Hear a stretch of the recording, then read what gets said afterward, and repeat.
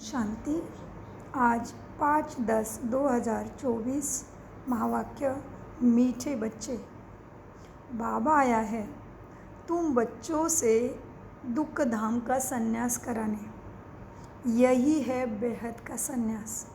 प्रश्न, उन सन्यासियों के संन्यास में और तुम्हारे संन्यास में मुख्य अंतर क्या है? क्या होगा अंतर?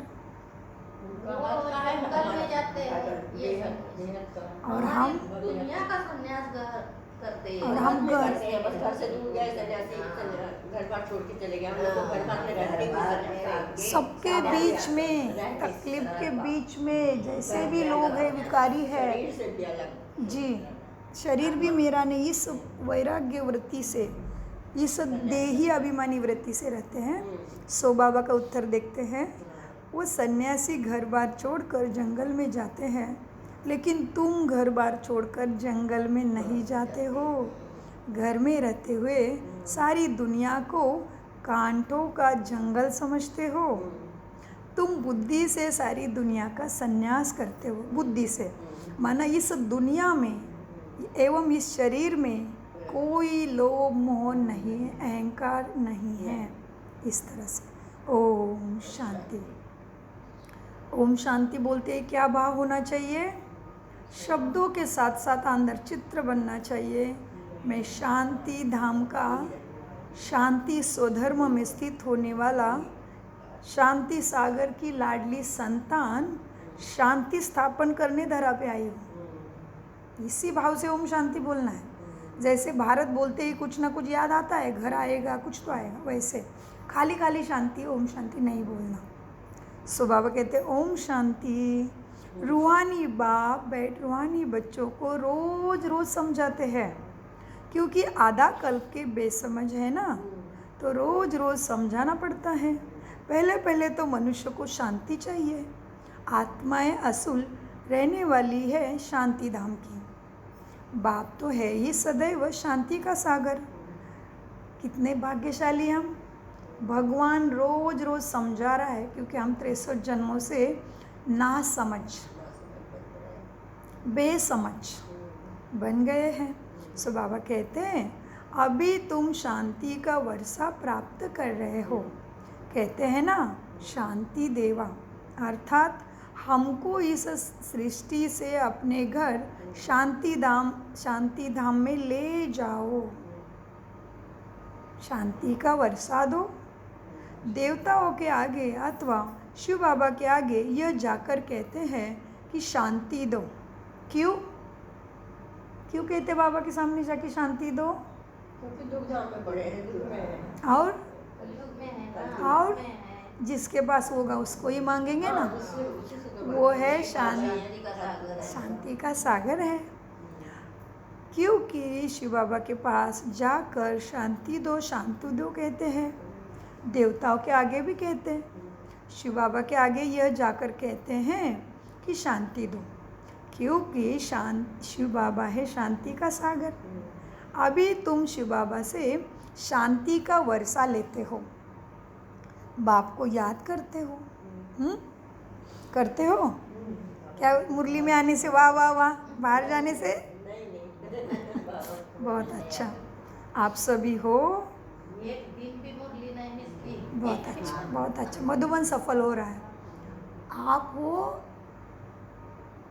लास्ट, सो फास्ट वाले बच्चे। बाप को याद करते करते तुमको शांति धाम में जाना ज़रूर। याद नहीं करेंगे तो भी जाएंगे ज़रूर। याद इसीलिए करते हो कि पापों का बोझा सिर पर है, वो ख़त्म हो जाए।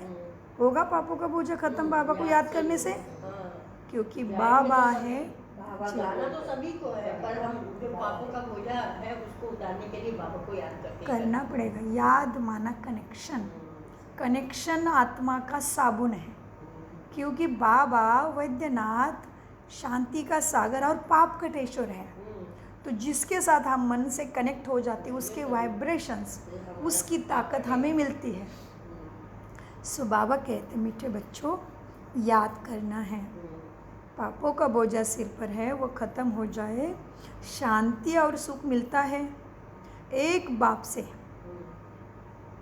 क्योंकि वह शांति और सुख का सागर है। वह चीज़ ही मुख्य है, बाबा ही मुख्य और शांति और शक्ति और सुख ही मुख्य है जीवन में।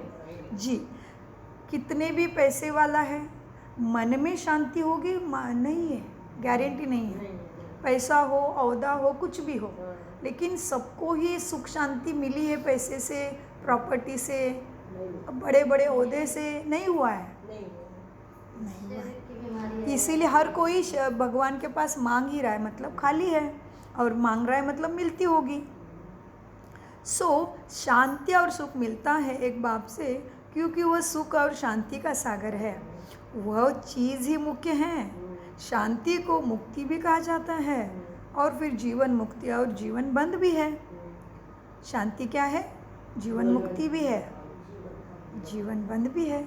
अभी तुम जीवन बंद से जीवन मुक्त हो रहे हो। सतयुग में कोई बंधन नहीं होता, गाया भी जाता है सहज जीवन मुक्ति व सहज गति सद्गति। अब दोनों का अर्थ तुम बच्चों ने समझा है। किसका अर्थ समझा बच्चों ने? बहुत अच्छा। सहज जीवन मुक्ति व सहज गति सद्गति। जितना ध्यान यहाँ उतना पुण्य जमा। अब दोनों का अर्थ तुम बच्चों ने समझा है। गति कहा जाता है शांति धाम को, सद्गति कहा जाता है सुख धाम को। सुख धाम, शांति धाम, फिर क्या है ये? दुख धाम है ये।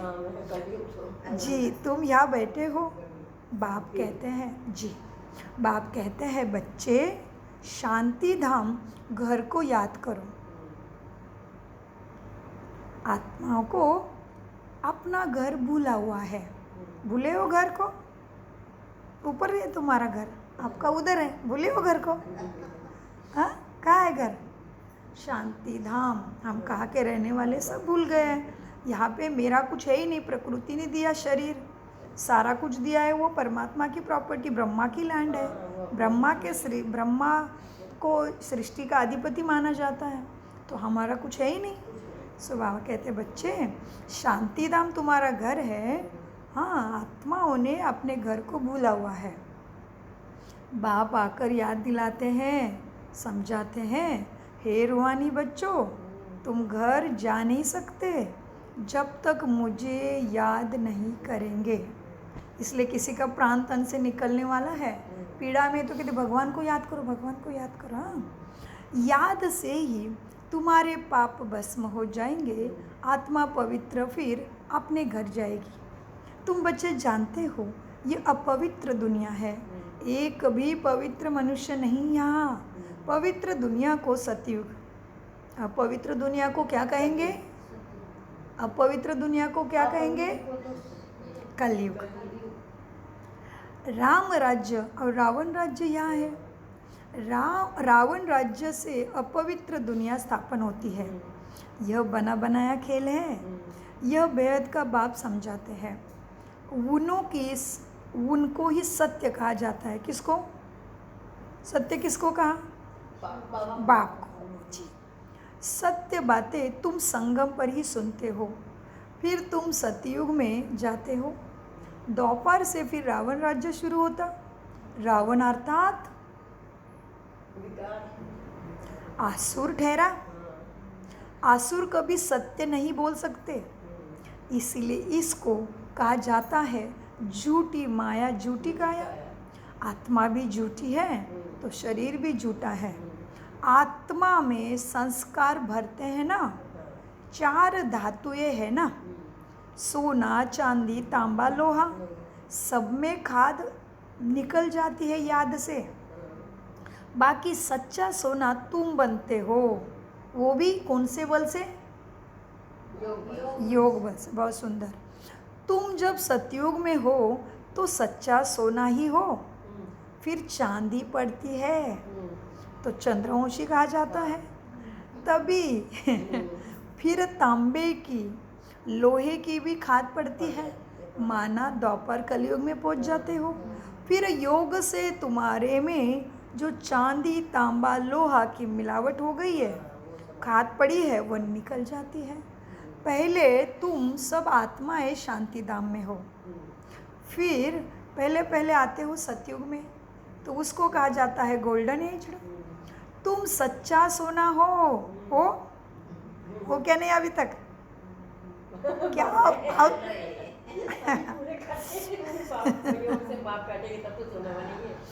तुम सच्चा सोना हो, योग बल से सारी खाद निकाल कर बाकी सच्चा सोना ही बचता है। सतयुग को गोल्डन एज नहीं, अच्छा, शांति धाम को गोल्डन एज नहीं कहा जाता। Golden age, silver age, copper age यह कहा जाता है। शांति धाम में तो शांति ही है केवल। आत्मा जब शरीर लेती है तब गोल्डन एज कहा जाता है, फिर सृष्टि ही गोल्डन एज बन जाती है। तो दिख रहा है अपना महल, दिख रहा है राजगद्दी, दिख रहा है सोने का मुकुट, दिख रहा है सामने पुष्पक विमान, सुदर्शन चक्र घूम रहा है।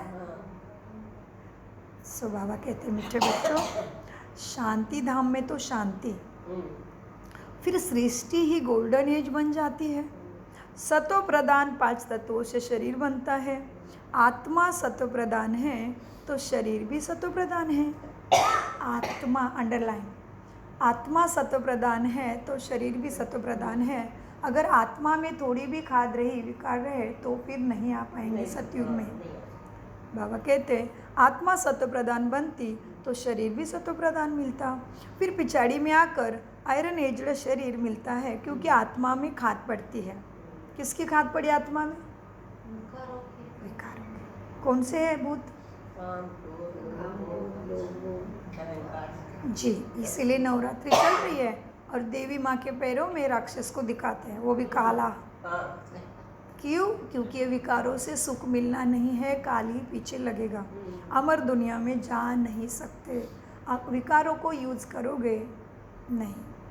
सत्य के साथ सत्य, असत्य विनाश की तरफ ही लेके जाएगा। सो बाबा कहते मीठे बच्चों, पिछाड़ी में आकर आयरन एजड शरीर मिलता है, क्योंकि आत्मा में खाद पड़ती है। तो गोल्डन एज, सिल्वर एज इस सृष्टि को ही कहा जाता है। तो अब बच्चों को क्या करना है? पहले पहले शांति धाम जाना है, इसलिए बाप को याद करना है, तभी ही तमो प्रधान से सतो प्रधान बन जाएंगे। इसमें टाइम उतना ही लगता है जितना टाइम बाप यहाँ रहते हैं। वह गोल्डन एज में पार्ट लेते ही नहीं, बाबा गोल्डन एज में पार्ट नहीं लेते। और यहाँ पे जब तक हमें बाबा तमो सतो प्रधान हम नहीं बनते हैं, तब तक बाबा रहते हैं। और जैसे ही 33 कोटि आत्माएं बनती है, ड्रामा क्लोज। अष्टरत्न बनेंगे, नवरत्न बनेंगे, 108 की माला, 16,108, फिर 9 लाख। जी, मतलब समय उसी तरफ जा रहा है। एक्चुअली विनाश तो चालू है। कैसे समझ गए हो ना आप? क्योंकि विनाश माना एक साथ कुछ नहीं हो रहा है। जी, हम आत्माओं के अंदर से जी चालू है, चारों तरफ से विनाश चालू है। बाबा ने कहा था होलसेल मृत्यु होगी, वो भी हो रही है। और हम आत्माओं के अंदर से बुराई धुलाई हो रही, ख़त्म हो रही। हम बेहद के सन्यासी घर में रहते हुए बने हैं, तो ये विनाशी चालू है।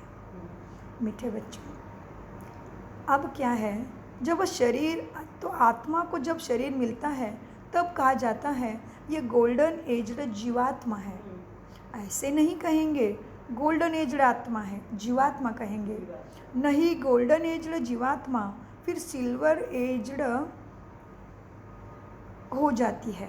गोल्डन एजड जीवात्मा फिर सिल्वर एजड हो जाती है। तो यहाँ तुम बैठे हो, तुमको शांति भी है तो सुख भी प्राप्त होता है। तो क्या करना चाहिए? दुख धाम का मन बुद्धि से संन्यास करना चाहिए। इसको कहा जाता है बेहद का संन्यास। ना कि घर बार छोड़ जाना, अपने अंदर से बुराई को छोड़ना, अच्छाई को अपना के जो भी दिख रहा है वो सारे आत्मा भाई है, इसमें मेरा कुछ नहीं है। मैं अपना पाठ बजाने इस सृष्टि रंगमंच पे आई हूँ। आज मेरे साथ मेरे बच्चे, घर बार, माता पिता, सास, कोई भी भाई बहन सब अपने अपने रथ में विराजमान मेरे साथ पाठधारी है। ये सभी ही परमात्मा के लाडले संतान देवी आत्मा है। इसी दृष्टि से हर किसी को देखिए, हो गया बेहद के सन्यासी। और मैं रोज़ परम धाम से बाबा का फरिश्ता उतरता हूँ, सेवा करता हूँ। रात को जब जाता हूँ तभी शरीर प्रकृति के हवाले करता हूँ, बाबा के गोदी में जाके सोता हूँ।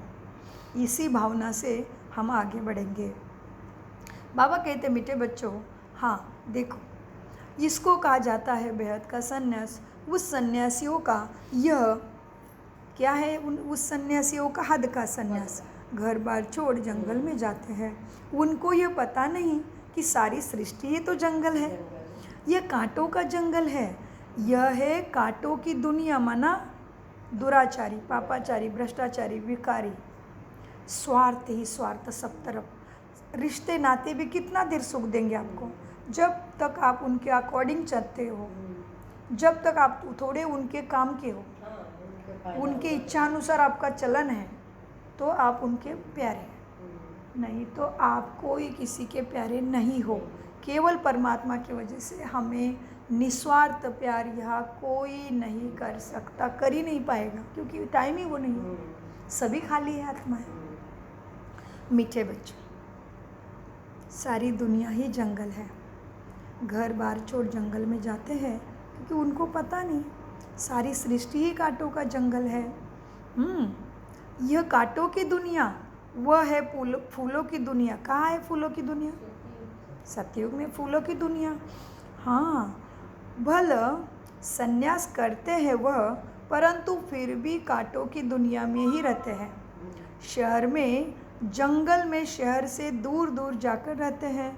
उनों का है निवृत्ति मार्ग, तुम्हारा है प्रवृत्ति मार्ग। निवृत्ति जहाँ पे मनुष्य है, वृत्तियाँ है, उधर नहीं रहते, अकेले रहते हैं। और तुम्हारा परवृत्ति के साथ रहते हुए, मन बुद्धि से गुणों की धारणा करते हुए, श्रीमत का अमृत पीते पीते, सबको ही उसकी लगन देते देते, सबका ही कल्याण करने वाले, सबके बीच में रहते हुए भी गुणों की धारणा करके सर्वगुण संपन्न, 16 कला संपूर्ण, संपूर्ण निर्विकारी, मर्यादा पुरुषोत्तम, अहिंसो परम धर्म बनने वाले हैं तुम। प्रवृत्ति मार्ग वाले, परवृत्ति के साथ सबके बीच में रह के गुणवान बन के दिखाओ। अकेला तो कोई भी बोलेगा बहुत शांति मिली आज, सबके बीच में जाके दिखाना। कोई नहीं होगा, कोई सबके साथ चल के व्यवहार करके जीवन जीते जीते गुणों की धारणा है तो तुम सच्चे ब्राह्मण हैं। मीठे बच्चे, तुम पवित्र जोड़ी थे, अभी अपवित्र बने हो। उनको गृहस्थ आश्रम भी कहते हैं। सन्यासी तो आते हैं बाद में। हम पवित्र जोड़ी थे सतयुग में, त्रेता में। अभी बाबा कहते सन्यासी आते हैं बाद में। अभी क्यों आए देखो, उनका भी महत्व है। फिर सन्यासी आते हैं बाद में, इस्लामी बौद्धी भी बाद में आते हैं, क्रिश्चियन से कुछ पहले आते हैं।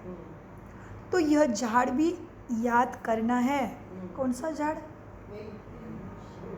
सृष्टि चक्र में कैसे धर्म बढ़े। नहीं तो किसी को कुछ बताना है तो कैसे बताएंगे? तो ये झाड़ भी याद करना है, चक्र भी याद करना है। कहाँ है चक्र? और आपका चक्र कहाँ है? घूम रहा है? सूक्ष्म विष्णु बने हो के नहीं अभी तक? सुदर्शन चक्र घूमता है दिन भर? सुदर्शन चक्र घूमता है बीच बीच में? ट्रैफिक कंट्रोल होता है क्या? विचारों का कंट्रोल हो रहा है दिन में? ट्रैफिक फुल हो रहा है? कैसी हालत है मन की?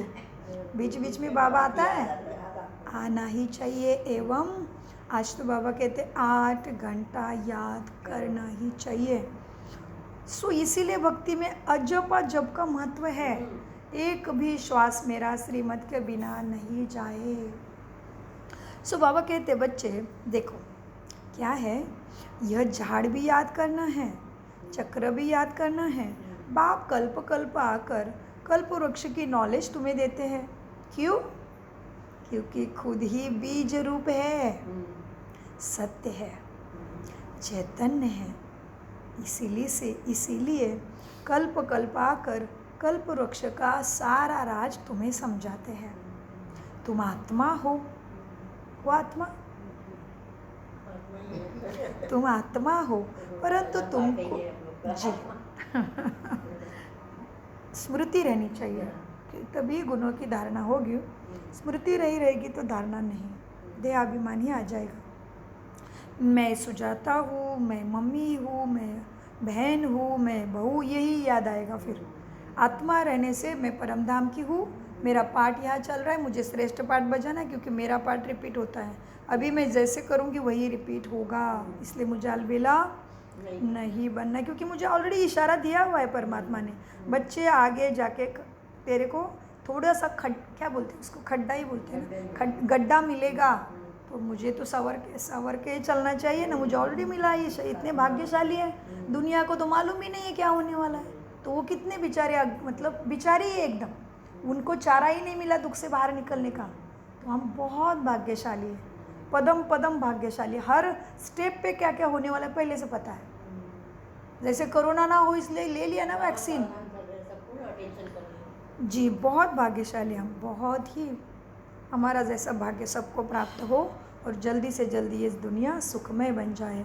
मीठे बच्चों, तुम आत्मा हो, परंतु तुमको ज्ञान सागर, सुख का सागर, शांति का सागर नहीं कहा जाता। यह महिमा एक बाप की है जो तुमको ऐसा बनाते हैं। क्या बनाते हैं ऐसा? मास्टर ज्ञान सागर, मास्टर सुख सागर, मास्टर शांति सागर तुम्हें भी बनाते हैं। बाप की यह महिमा सदैव के लिए है। सदैव वह पवित्र और निराकार है। सिर्फ थोड़े समय के लिए आते हैं। क्यों आया है बाबा? पावन बनाने। सर्वव्यापी की तो बात ही नहीं है। बाबा सर्वत्र है? कुत्ता बिल्ली कीचड़ में है? नहीं, मेरा बाबा है। सर्वत्र कैसे हो सकता है? परम धाम में रहता है और अभी मेरे हृदय में रहता है। हाँ, सर्वव्यापी की तो बात ही नहीं है। तुम जानते हो बाप सदैव वही परम धाम रहता है। भक्ति मार्ग में सदैव उनको याद करते हैं। सतयुग में तो याद करने की दरकार ही नहीं। रावण राज्य में तुम्हारा चिल्लाना शुरू होता है, वह आकर सुख शांति देते हैं, तो फिर ज़रूर अशांति में उनकी याद आती है ना। बाप समझाते हैं, हर 5000 वर्ष बाद में आता हूँ। आधा कल्प है सुख, आधा कल्प है दुख। आधा कल्प के बाद ही रावण राज्य शुरू होना है। इसमें पहला नंबर मूल है देहाभिमान, उसके बाद ही फिर और विकार आते हैं। अब बाप समझाते हैं, बच्चे अपने को आत्मा समझो, देही अभिमानी बनो। आत्मा को भी पहचानना चाहिए। मनुष्य तो सिर्फ कहते हैं आत्मा भ्रुकुटी बीच चमकता सितारा। अभी तुम समझते हो वह है अकाल मूर्त। उस अकाल मूर्त आत्मा का तख्त यह शरीर है। अकाल मूर्त माना आत्मा को काल नहीं खाता। आत्मा बैठी है भ्रुकुटी पे। अकाल मूर्त का यह तख्त शरीर है। सब चैतन्य अकाल तख्त है। वह अकाल तख्त नहीं जो अमृतसर में लकड़ी का बना दिया है। बाप ने समझाया है, जो भी मनुष्य मात्र है सबका अपना अपना अकाल तख्त है। आत्मा आकर यह विराजमान होती है। सतयुग में हो या कलयुग में है, आत्मा का तख्त ही है यह शरीर। तो कितने अकाल तख्त हैं? जो भी मनुष्य मात्र है अकाल आत्माओं के तख्त है। आत्मा एक तख्त छोड़ झट दूसरे में दूसरा लेती है। पहले छोटा तख्त होता है, फिर बड़ा हो जाता है शरीर। यह शरीर रूपी तख्त छोटा बड़ा होता है। वो लकड़ी का तख्त जिसको सिख लोग अकाल तख्त कहते हैं, वो तो छोटा बड़ा नहीं होता। वो तो लकड़ी जैसे आसन बनाए वैसे रहेगा, तो वो अकाल तख्त नहीं हुआ। बाबा कहते ये किसी को भी पता नहीं है कि सब मनुष्य मात्र का अकाल तख्त है, भ्रुकुटी है। आत्मा अकाल है, कब विनाश नहीं होता आत्मा का। आत्मा को भिन्न भिन्न तख्त मिलते हैं शरीर। सतयुग में तुमको बड़ा फर्स्ट क्लास क्या मिलेगा? तख्त मिलेगा। उनको कहेंगे गोल्डन एजड तख्त, फिर उस आत्मा को सिल्वर, कॉपर, आयरन एजड तख्त मिलता रहता है। फिर गोल्डन एजड तख्त चाहिए तो ज़रूर क्या करना पड़े, गोल्डन एजड तख्त चाहिए ना, सुंदर कंचन काया अमर काया चाहिए ना, तो क्या करना पड़ेगा जी, पवित्र ज़रूर बनना पड़े। इसलिए बाप कहते हैं माँ में कम याद करो। पवित्र होने का उपाय क्या है, बस मुझे ऐसे ही माँ में याद कम याद करो। सो बाबा कहते बच्चे क्या है, पवित्र ज़रूर बनना है, माँ में कम याद करो तो तुम्हारी खाद निकल जाएगी। फिर तुमको ऐसे देवी तख्त मिलेगा। अभी ब्राह्मण कुल का तख्त है, क्या है ये तख्त अभी मेरा, ब्राह्मण कुल का तख्त है। पुरुषोत्तम संगम युग का तख्त है। फिर मुझे आत्मा को ये देवताएं तख्त मिलेगा। सो देखो ये ब्राह्मण तख्त है ना, तो कितने भाग्यशाली है। इसीलिए भक्ति में ब्राह्मणों के बिना कोई भी पूजा विधि का स्टार्ट होता ही नहीं।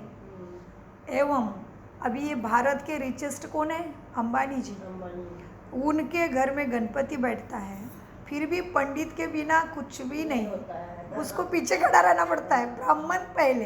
तो हम है वो सच्चे ब्राह्मण जो हमारे वाइब्रेशन से, हमारे सेवा से हर आत्मा का, हमारे दृष्टि से हर आत्मा को करंट मिलना है। तो मुझे अपने को पूछना है, मैं बाबा के सेवा पे ऐसे तैयार हो गई हूँ, मुझे गोल्डन एजड तख्त मिलेगा या आयरन एजड मिलेगा या सिल्वर एजड चाहिए। बाबा ने पिछले संडे की मुरली में बोला, सूर्यवंशी बोलने से सब हाथ ऊपर करते हैं। बोला बाबा बोले चंद्रवंशी बन जाओ ना, अच्छा तख्त दूंगा। बाबा ने थोड़ी चिटचाट भी की प्यारी सी, बोले मतलब सिल्वर एजड बन जाओ ना, कोई हाथ नहीं उठाता।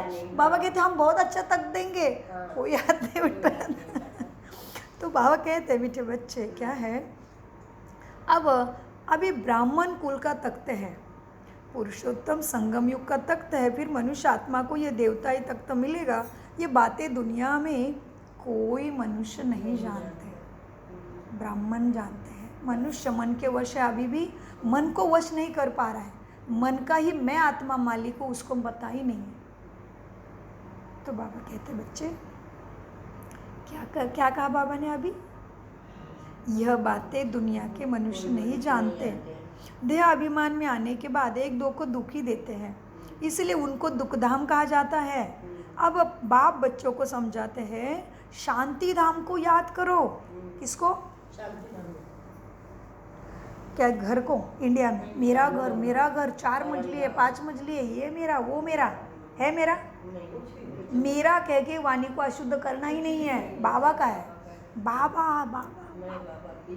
बाबा मेरा, एक बाबा बोल बोल के उसको खींच लेना है प्रकृति से, एनवायरनमेंट से, यूनिवर्स से। मीठे बच्चों, अब बाप बच्चों को समझाते हैं शांति धाम को याद करो जो तुम्हारा असली निवास स्थान है, सुखधाम को याद करो, इनको भूल जाओ, इससे इनसे ही वैराग्य होना है। ऐसे भी नहीं सन्यासियों मिसल घर बार छोड़ना है तुम्हें, नहीं। बाप समझाते हैं वो एक तरफ अच्छा है दूसरी तरफ बुरा भी है, तुम्हारा तो अच्छा ही अच्छा है, उनको हठयोगी का, उनका हठयोग अच्छा भी है बुरा भी है। क्योंकि देवता ये वाम मार्ग में जाते हैं ना, तो भारत को थमाने के लिए पवित्रता ज़रूर चाहिए, इसलिए उनका हठयोग तब तक भी अच्छा है, तो उसमें भी मदद मिल करते हैं। देखो बाबा ने कहा उनका हठयोग अच्छा है क्योंकि घर बार छोड़ दिया ना, तो पवित्रता धारण करना आसान हुआ, उनको ब्रह्मचर्या को पालन करना आसान हुआ। तो बाबा कहते जब देवता ये वाम मार्ग में चले जा गए, तो इस भारत को थमाने के लिए उनकी सन्यासियों की पवित्रता ने ही मदद किया ना, तो इसीलिए भारत को थमाने के लिए पवित्रता ज़रूर चाहिए, तो उसमें भी मदद करते हैं। भारत ही अविनाशी खंड है, बाप को भी आना यहाँ ही पड़ता है। कहाँ आया है बाप, कौन से भूमि पे, भारत भूमि पे। बाप को आना भी यहाँ होता है, तो जहाँ पर बेहद का बाप आते हैं, वो सबसे बड़ा तीर्थ हो गया ना। सर कहाँ है तीर्थ फिर सबसे बड़ा? जी, भारत में आबू। सर्व की सदगति बाप ही आकर करते हैं, इसलिए भारत ही ऊंचा ते ऊंचा देश है। मूल बात बाप समझाते हैं। क्या मूल बात क्या आती है? सारा बच्चे याद की यात्रा पे रहो। यात्री क्या करता है? हमेशा समेट के बोरा बस्तारा बांध के जाना है, जाना है। यात्री का क्या काम रहता है? जाना है। जैसे इनको कितना याद है, इंडिया जाना है नवंबर, एकदम गुदगुली अभी से खुशी, इतनी खुशी। वैसे मुझे सतयुग में जाना है, देवी देवता ये अकाल तख्त में जाना है, इसके खुशी में भी मन हमेशा मन इसी खुशी में नाचता रहे। बाबा कहते बच्चे क्या मूल बात है, याद की यात्रा में रहो। गीता में भी मन मनाभव अक्षर है, परंतु बाप को ही संस्कृत नहीं बताते।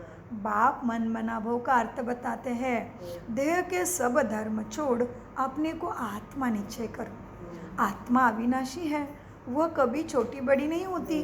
अविनाशी अनादि पाठ भरा हुआ है आत्मा में, ड्रामा बना हुआ है। पिछाड़ी में जो आत्माएं आती है उनको बहुत थोड़ा पाठ है, बाकी टाइम शांति धाम में रहते हैं। स्वर्ग में तो आ न सके, पिछाड़ी में आने वाले वहाँ ही थोड़ा सुख, वही थोड़ा दुख पाते हैं। जैसे देखो दिवाली पर मच्छर कितने ढेर निकलते हैं, सुबह उठकर देखो सब मरे पड़े होते हैं।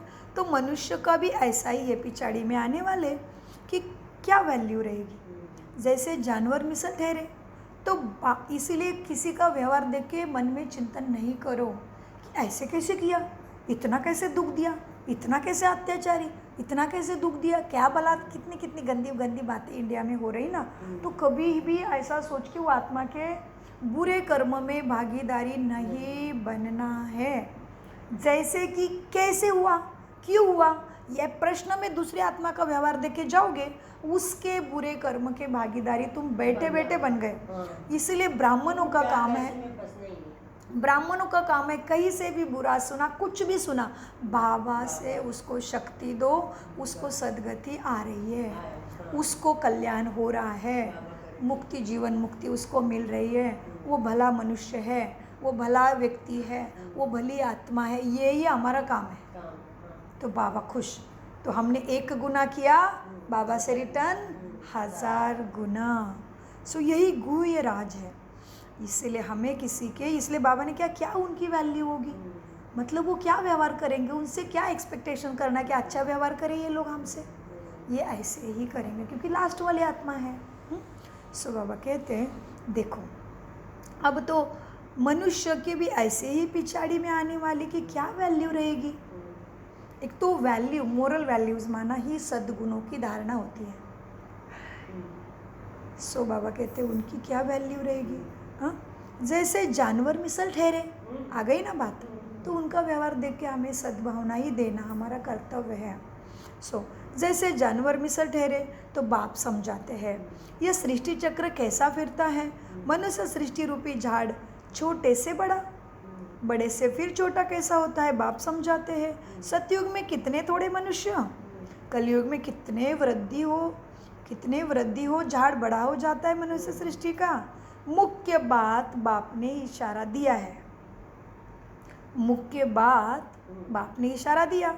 गृहस्थ व्यवहार में रहते माँ में कम याद करो, 8 घंटा याद में रहने का अभ्यास करो।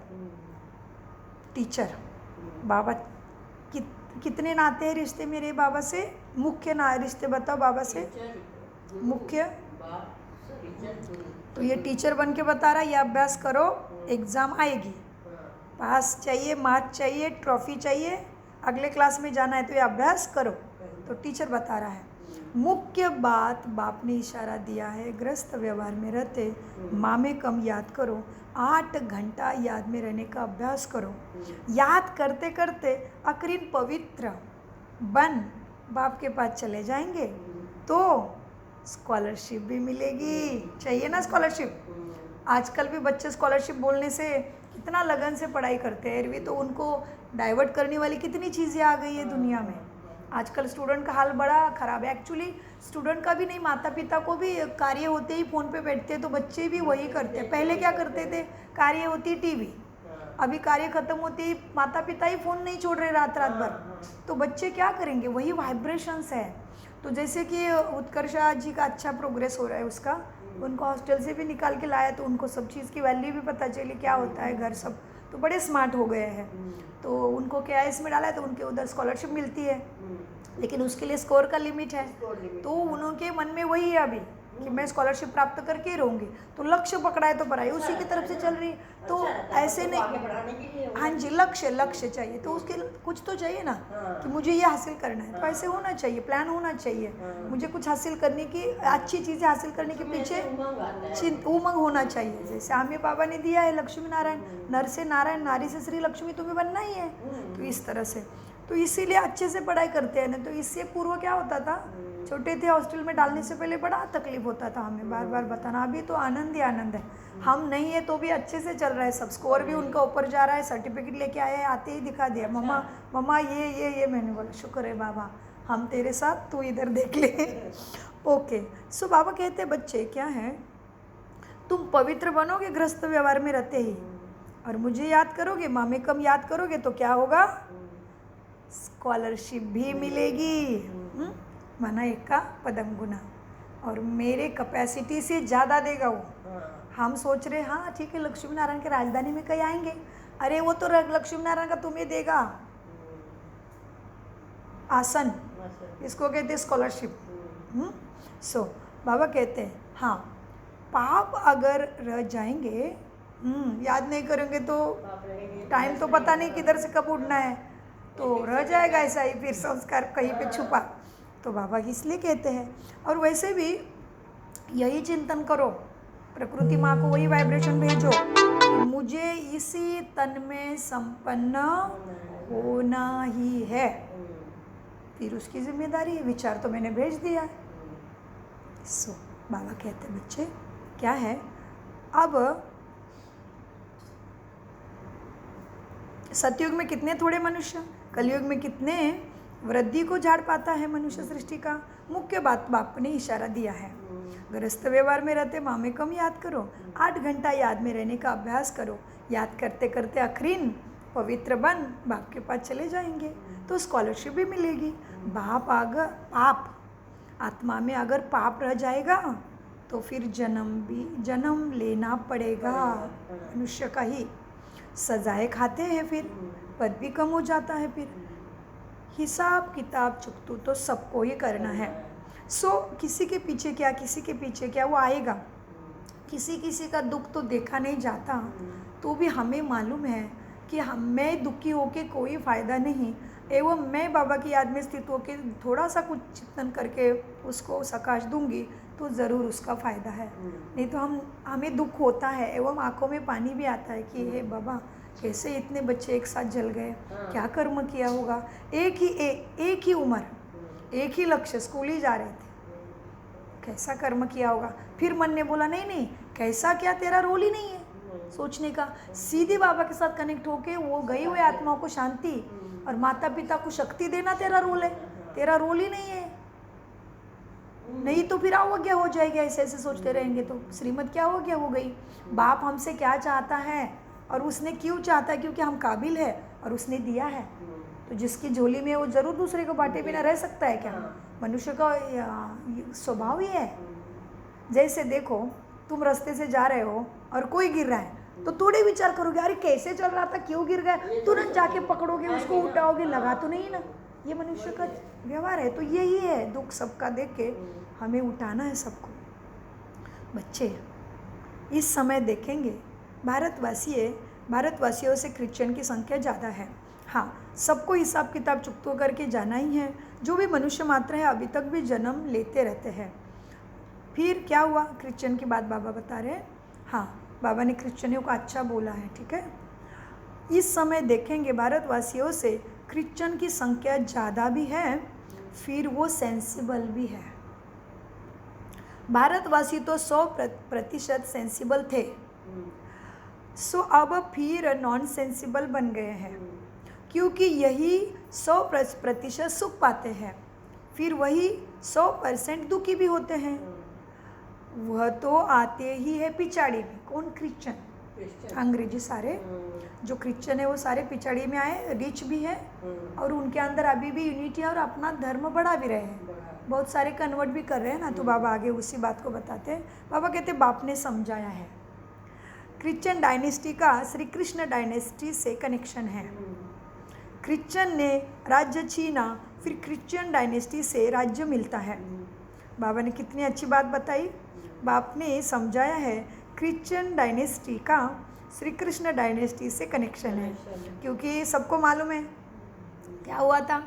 यीशु ख्रिस्त जी भारत भ्रमण में आए थे, उनके जवानी में उन्होंने भगवत गीता पढ़ी तो उनको कृष्ण नीति बहुत अच्छी लगी, तो उधर जाके उन्होंने उसी का प्रचार किया जी। कृष्ण, और वो कृष्ण कृष्ण कहते कहते कृष्ण नीति कहते कहते शब्द का अपभ्रंश हो के इंग्लिश में उसका क्रिश्चियनिटी हो गया, क्रिश्चियनिटी। इसलिए बाबा ने बताया उसका ही संबंध है श्री कृष्ण से।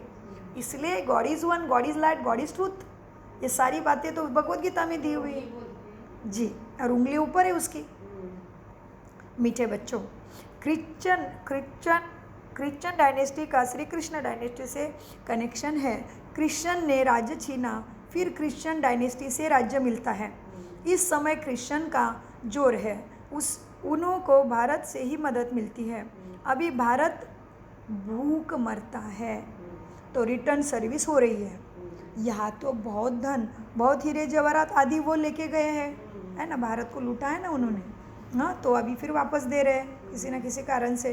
तो बाबा कहते बहुत धनवान बने हैं। क्यों? क्योंकि यहाँ से ही बहुत धन, बहुत हीरे जवाहरात आदि लेके गए, बहुत धनवान बने। तो अब फिर धन पहुँचाते रहते वापस, उनको मिलने का तो है ही नहीं ना, तो वापस तो देना ही पड़ेगा। तो अब तुम बच्चों को तो कोई पहचानते नहीं कि तुम गुप्त में कौन बन रहे हो और कौन हो। अगर पहचानते तो आकर तुमसे राय भी लेते कि हमें भी ये रास्ता बताओ। तुम हो ईश्वरीय संप्रदाय, और कुल कौन सा? ब्राह्मण कुल। तुम हो ईश्वरीय संप्रदाय, जो ईश्वर की राय पर चलते हो, वही फिर ईश्वरीय संप्रदाय से दैवी संप्रदाय बनेंगे। फिर क्षत्रिय वैश्य शूद्र का खेल जिसको समझना बहुत सहज है। फिर क्षत्रिय मुरली को और भी एक बार पढ़ा करिए, जैसे दादी जानकी 21 बार 16 बार पढ़ती थी, तभी वो stable mind in the world बन गई। 60 ईयर्स के थे तभी से डॉक्टर बोल रहा है शरीर कभी भी धोखा दे सकता है, दादी शरीर को ध्यान दो। दादी कितने तक गई? 104 तक, मुरली के अमृत पी पी के। थोड़ा टाइम मिलते ही मुरली के सिवाय उसने कुछ किया ही नहीं, तो इतनी बड़ी दादी बनी। हाँ, उसके वाइब्रेशन से अंग्रेज सारे हिल गए। दादी ने पहले न्यू डाली अमेरिका में जाके, तो सेवा इतनी प्रचंड हो गई। हाँ, बाबा कहते इसलिए फिर से रिपीट करते हैं। तो अब तुम बच्चों को तो कोई पहचानते नहीं, अगर पहचाने तो आकर राय ले। तुम हो ईश्वरीय संप्रदाय, जो ईश्वर की राय पर चलते हैं, वही फिर ईश्वरीय संप्रदाय से देवी संप्रदाय बनेंगे। फिर क्षत्रिय वैश्य शूद्र संप्रदाय बनेंगे। अभी हम सो ब्राह्मण हैं, फिर हम सो देवता, हम सो क्षत्रिय। हम सो का अर्थ देखो कितना अच्छा है। यह बाजोली का खेल है जिसको समझना बहुत सहज है, परंतु माया बुला देती है, फिर दैवी गुणों से आसुरी गुण में तुम्हें ले आती है। अपवित्र बनना आसुरी गुण है ना। अच्छा, तो क्या है? तुम समझ गए हमसो का अर्थ। इसीलिए भक्ति में माला जपते हैं, सोहम सोहम सोहम सोहम, हम ही वह है। लेकिन हम क्या है? राजयोगा में आके जानो राज को जानो, राज करना सीखो और सच्चे मन बुद्धि के राजा बन जाओ। तो कहते हैं सोहम सोहम सोहम, लेकिन हम कौन और कैसे बनेंगे वो राज योगा मेडिटेशन द्वारा ही जान सकते हैं। क्योंकि मेरे गुरु, मैंने गुरु किए थे, उन्होंने मुझे कान मंत्र दिया था, वो सोहम ही था। उसको मैं रोज़ 25 टाइम जब तक नहीं जपती थी तब तक जल भी मुख में नहीं लेते थे। ऐसे दृढ़ थे भक्ति में, इसलिए भक्ति का पाठ जल्दी पूरा हो के बाबा मिला। हाँ, अच्छा, मीठे मीठे से खिलते बच्चों प्रति माता पिता बाप दादा का याद प्यारा और गुड मॉर्निंग। रूहानी बाप की रूहानी बच्चों को नमस्ते। हम रूहानी बच्चों की रूहानी बाप दादा को याद प्यार गुड मॉर्निंग और नमस्ते नमस्ते। हम हैं संस्कृति से सब कुछ समझते धारण करते और करते। बहुत अच्छा बोल बोल के होना ही है। धारणा के लिए मुख्य सार है नंबर 1, स्कॉलरशिप लेने के लिए गृहस्थ व्यवहार में रहते कम से कम बोला है 8 घंटा बाप को याद करने का अभ्यास करना है। याद की अभ्यास से ही पाप कटेंगे और तुम गोल्डन एज तक मिलेगा तुम्हें। 2, इस दुख धाम से बेहद का वैराग्य कर अपनी असली निवास स्थान। कहाँ है असली निवास स्थान? जी, इस दुख धाम से बेहद का वैराग्य कर अपने असली निवास स्थान शांति धाम और सुख धाम को याद करना है। देहाभिमान में आकर किसी को भी दुख नहीं देना है। एवं अभी बोल के तो किसी को भी नहीं देते होगे, आग दिखा के भी नहीं देते होगे, मन से भी नहीं। क्यों ऐसे करती है? क्यों ऐसे हुआ? अरे क्या लोग है? नहीं। मीठे बच्चों, वरदान कर्मों के हिसाब किताब को समझकर अपनी अचल स्थिति बनाने वाले सहज योगी भव। वरदान का विस्तार। चलते चलते अगर कोई कर्मों का हिसाब किताब सामने आता भी है तो उसमें मन को हिलाओ नहीं, स्थिति को नीचे ऊपर नहीं करो। चलो आया तो परख कर उसे दूर से ही खत्म कर दो। परख लो परिस्थिति को, मन में संकल्प नहीं चलाओ। एवं बाबा कहते कभी कभी अव्यक्त बाबा कहते कुछ भी दर्द भी है ना तो भी ड्रिल करो, मैं ठीक हूँ, ठीक हो जाएगा। मना उसके लिए तुम्हें पर्याप्त दवाई प्राप्त होगी और अचूक होगी। कभी कभी कोई बीमारी के ऊपर इलाज करते लेकिन लाभ ही नहीं होता, फिर दूसरा ट्राई करते हैं। इधर ट्राई नहीं करना पड़ेगा। बाबा किसी को ऐसा निमित्त बनाएंगे, किसी के द्वारा मालिश होगा, किसी के द्वारा आपको आइडिया मिलेगी, ज़रूर मदद होगी। लेकिन तुमने संकल्प ऐसे किए, मैं ठीक हूँ। कुछ हाथ दुख रहा है, पैर दुख रहा है, अरे ये तन का दुख रहा है, मैं तो आत्मा बाबा की गोदी में मज़े है, आनंद ही आनंद है। सो मीठे बच्चों, चलो आया कुछ भी तो परख कर उसे दूर से ख़त्म कर दो। अभी योद्धे नहीं बनो। योद्धे नहीं बनो। सर योद्धे कब होंगे? डर गए, क्यों, क्या, कैसे में फंस गए, हाय मेरे ही नसीब में ये सारा, हाय मेरी बात ही नहीं मानता भगवान, हाय नो। जो भी है अच्छे के लिए है, जो भी हो रहा है अच्छे के लिए हो रहा है, जो भी होना है बहुत अच्छा होना है। सो बाबा कहते दूर से ख़त्म कर दो, अभी योद्धे नहीं बनो। सर्वशक्तिवान बाप साथ है तो माया तुम्हें हिला नहीं सकती। सिर पर निश्चय के फाउंडेशन को प्रैक्टिकल में लाओ और समय पर उसको चूज़ करो तो सहज योगी बन जाएंगे। अब निरंतर योगी बनो, युद्ध करने वाले योद्धे नहीं। स्लोगन, डबल लाइट रहना है तो अपनी सर्व जिम्मेदारियों का बोझ बाप के हवाले कर दो। ओम शांति, ओम शांति, ओम शांति। मीठे प्यारे बाप दादा का अनगिनत पदम गुना शुक्रिया। मीठा बोलो, सोच समझ कर बोलो। शुक्रिया बाबा, बाबा सदा याद है। बाबा सदा याद है। शुक्रिया।